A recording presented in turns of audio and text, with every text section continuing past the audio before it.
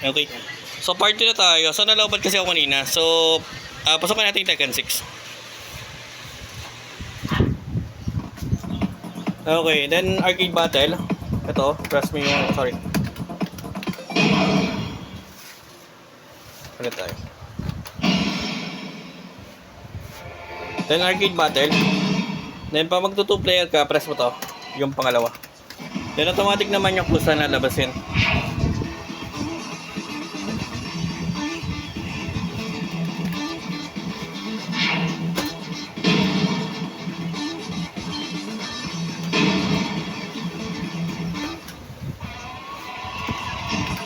Kaguya Mishima, Dragunov. Get ready for the next round.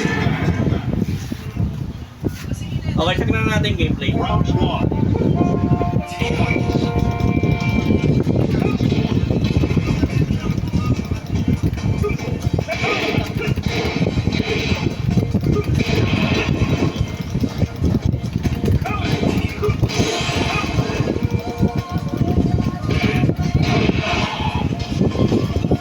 You win. Round 2. Fight.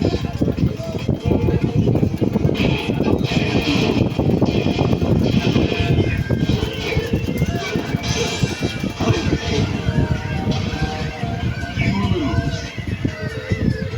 Final round. Fight.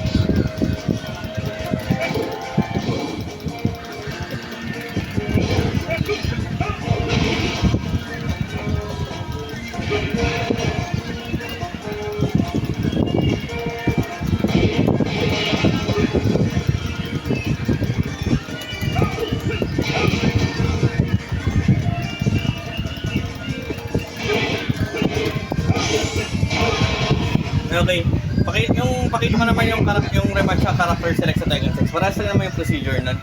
So, kung makita yung rematch sa character select, so pag nag-character select ka, pag may nakita ka numbers dyan sa sign dyan na bumaba, press mo itong A sa kabila para mag-reconnect ka, saka mag-2 player. Then, yung sa remaining time naman, pag hinold mo to, lalabas yung remaining time sa taas. Like, halimbawa, gusto mag-extend, dahil ka na sa piso, automatic yan, magpa-plus yan sa remaining time. Then kung gusto mag-exit, hold mo pa rin to, press mo yung D. Okay, check na lang tayo sa mga buttons. Okay, yung settings yan nandito, yung volume yan nandito, katabi lang, inikot na yung volume, yung settings yan nandito, pag pinindot.